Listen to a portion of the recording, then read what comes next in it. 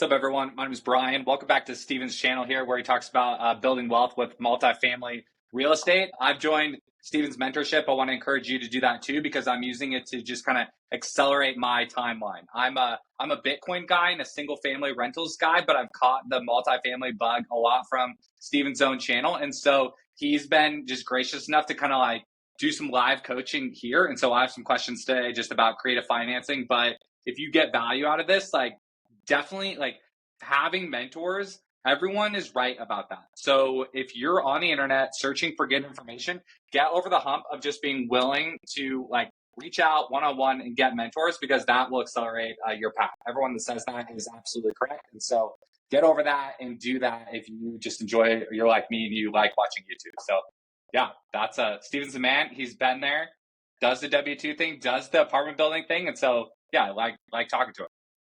Cool, Brian. Thank you for the kind intro. I need you to follow me around everywhere I walk. Yeah. But no, yeah, I mean, mentorship has a bad rap, but it's just like, if you can accelerate your own learning curve, like, why not? And, I work in healthcare, and it's very common, like, when you're like a second year resident, you're learning from a first year, or you're teaching a first year resident, and you're learning from a third year resident. So you're just learning from somebody who's one step ahead of you. And it comes off less intimidating, because if you follow like the Grant Cardones, they own like 10,000 units, they syndicate, they raise money, automatically you're like, it's impossible. But if you could just like know my journey, it's like, okay, it's like, seems very attainable, right? It's not too far reaching out of there to hit my 50 units. Exactly.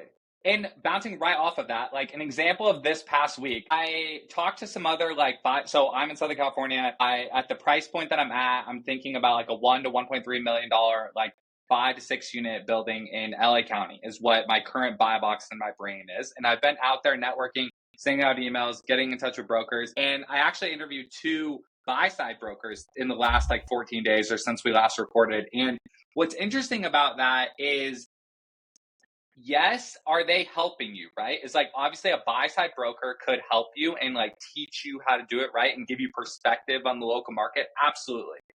But what's interesting about kind of the conversations we're able to have and the way you're able to like open my mind, both of them were kind of just like, yeah, there are creative finance deals out there. Like, yeah, that is a thing, but it's kind of just like a needle in a haystack. And like, really, and they're just kind of like, well, how much money do you have to put down? Like, how much money do you have to put down? And I'm kind of like, well, to be honest, like, again, I do other investments. We've got our single family homes. I'm starting to dip my toe into this, but I'm not like, and it's right there when you're like, oh, but it doesn't have to happen immediately. They immediately get like less interested. So that's like the trigger word. Like, so you're constantly trying to show like ready to go. But then I'm also trying to, again, just like get to know them. If they're going to be a consultant and a like, not employee, but like if they're going to be a consultant and part of your team, you got to be like honest. I'm like, look, if something was to happen inside 2025, probably have like $100,000. If something was to happen in 2026, then I'm going to like take care of, like, we're building a swimming pool. We're doing like classic other life stuff, right? Like everyone else in your life isn't like, oh, let's buy the next apartment building. So you're like working on your own personal bucket. And so the fact that they were just kind of like, oh, like you really need like 30 to 40% down. It was just kind of like, that's such a hard, like, part of what I like about real estate is the amount of leverage you can get. And part of what I'm learning is just kind of more, how does the leverage work in the commercial space is where my gap is like still being filled.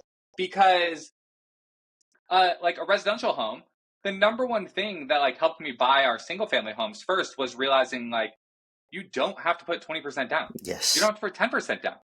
You don't, like, if you understand the value of having a high paying W-2 is you're able to get financing, period. Like, learn how to, like, in a different life, I would want to go and be a mortgage broker, because that math just is interesting. Like, running the numbers and like opening people's mind is so interesting. And your whole thing of the like three types of offers and how it's like a seesaw. The price can be anything. The price can be anything, guys. Like, it can be whatever you want. And I have an example of that from this week too. But I thought that the buy-side brokers would be more accustomed to that, but I was surprised that it didn't feel like they were. And so that was my first thing today was like, what's your take on buy-side brokers? Yeah, so when I first started my multifamily career, like the first thing you do is reach out to brokers, right? They're Mhm. accessible. You can go on LoopNet, you can go on Crexy, you can go on Zillow, you can find their number. And that's where you start. So, and to your point, I was new myself. So coming in new, you assume that these brokers know more than you. They can teach you, they can guide you. But you kind of quickly find out after talking to like 4 or 5 brokers that they just want the conventional way of selling real estate. And even if I tell them the math, so commercial real estate, it's literally math. It's literally net operating income divided by the cap rate. Okay, you can argue the NOI here and there, give and take, Yeah. right? But the cap rate, you can even argue that a little bit too. But if you just do the basic math, you know what the value is. So to me, it just throws me off when you see properties listed for $2 million, for example, and if you do the NOI divide by the market cap rate, it's like 1.5. So why is Hmm. there a $500,000 discrepancy? And a lot of times the broker just says whatever to get the listing, appease the seller, and they're just the middleman. They have no control in the deal. But what makes a good broker is they have to set realistic expectations. Like, hey, you can list your property at $2 million, but you're only gonna get people pitching you creative offers. Or Hmm. if you get lucky, you get a whale. Maybe someone's doing a huge 1031 exchange, but those are far and few. So Yeah. that's why like brokers, I say they make you broke because Yeah. they just don't think like an investor because they don't own real estate themselves. I hate to say it, but a lot of the brokers, even real estate agents, they don't own real estate themselves. So for me, the lender is always the guy on your team because they're the ones putting in most of the money and they will tell you the cold hard truth, right? Like, hey, like we could lend you at this price, but you're going to put this much down. But what you said earlier is leverage. And that's Hmm. why I like real estate. It's leverage. You can put 3.5% down for single family homes. You can put zero down potentially if you get creative. So for me, in my opinion, um, I've been talking to brokers recently as well because I don't want to do my direct mail campaign. I'm just trying to keep my costs lower because cost money to send out direct mail. I'm not super serious, but I still want to keep my toes in the market. And who knows, I might land a deal without much effort. So I literally went on Zillow, right? And then you just can filter out apartments, and minimum price $500,000, max is like 3 million for me. And I came across like this one broker who had 6 listings, all 20 to about 40 units. And Wow. that's my sweet spot because Mhm. I know that it's a mom and pop owner. I know that it might be owned free and clear. And, I'm comfortable with that. I own a 26 unit and a 20 unit.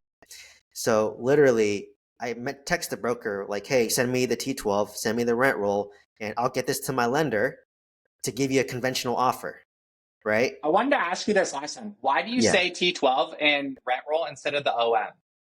Why do you go straight for that?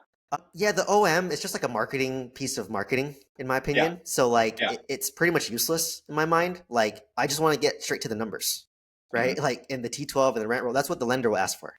So Yep. like just cut the crap, right? It's just like I'm sure you've seen that like 30, 50 page OM. That means nothing. All I care Yep. about is your T12 and your rent roll, and does it make sense? So Yep. like, I don't care about the demographics. I already know why I'm targeting this market, right? Yep. So like for me, I just go straight cut to the chase, and it makes it more serious. Like I don't want to waste their time. Yep. I don't want to waste my time. And it's funny, this broker, I made an offer prior on another 8 unit that he owned, 300K less than what he wanted. And it was funny. He had 5 more listings, and I reached out again. I texted him, and he was all like, Hmm. I was like, hey, like, can you send me the T12 and the rent roll? And he was just like, well, if you submit me an offer like last time, don't waste your time. And at first, I was kind of like taken aback, but I was like, you know what? This guy cuts to the chase. Let's not Yeah. waste each other's time, Yeah. right? So I just said, hey, I have this based on NOI cap rate. I had this at 1.7, Hmm. 1.6. You want 2.1? I can give you 2.1, but is a property owned free and clear? Yep. And he was like, yes, it is. And he Hmm. said that, but the seller, they want bank financing terms. And I just said, you can have both. You either have Was price. that wait, what does that mean by that? They want bank financing terms means they want a higher interest, they want market interest rate, right? Okay. Yes. So they Yeah. will become the bank, right? So Yep. they own the property free and clear. So he wants to become the bank. Yeah. Did But you say that back? You can't have it both ways. Did you say I that? always say that. I Yeah. always Yeah. say that because it's Yeah. true. It's Right. it's a give and take relationship, right? Right. Like, Right. why would I if I can get bank finance, I'd rather just go to a bank. I don't want to deal with you, Yeah.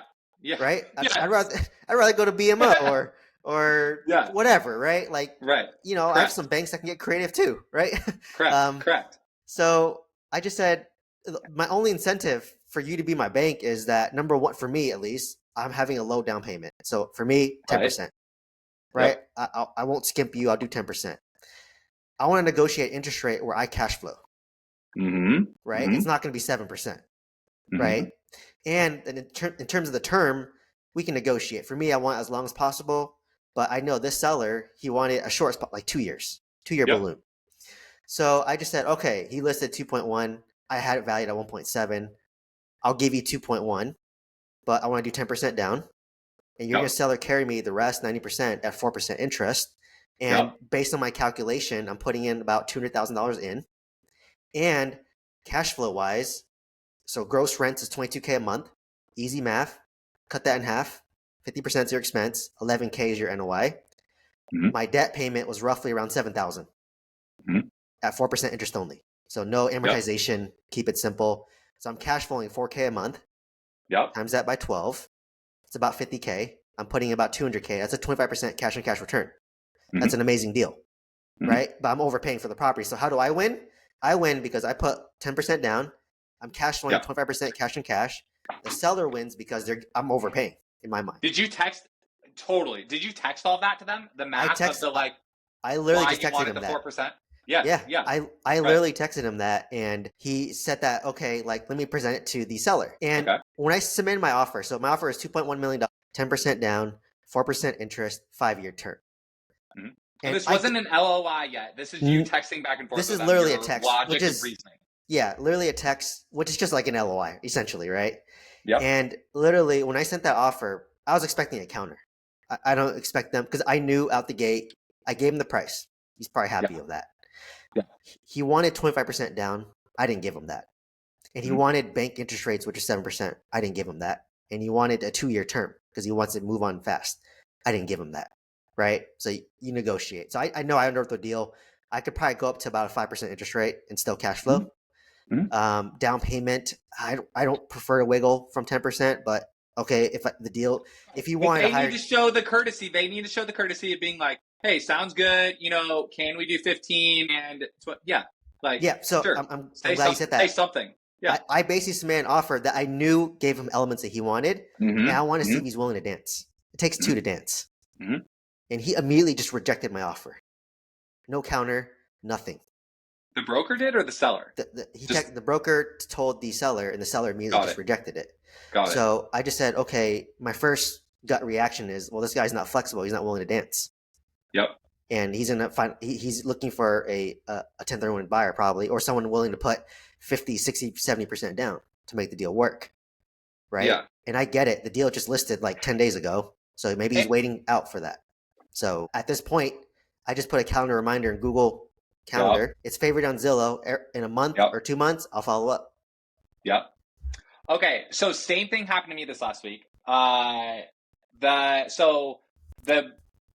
the deal structure I'm trying to do is I have my preferred. So in LA, you just through tenant buyouts or through ADU conversion, you can increase NOI and like force appreciation. That's what I'm like kind of focused on right now. And I have there's a bridge lender, private money lender that I like that they will loan 100% of the rehab costs and they'll loan 80% of the acquisition if you put 20 down. Or what I've gotten them to say is they'll do 50% with a 50% seller carry second. And then they'll still fund the rehab.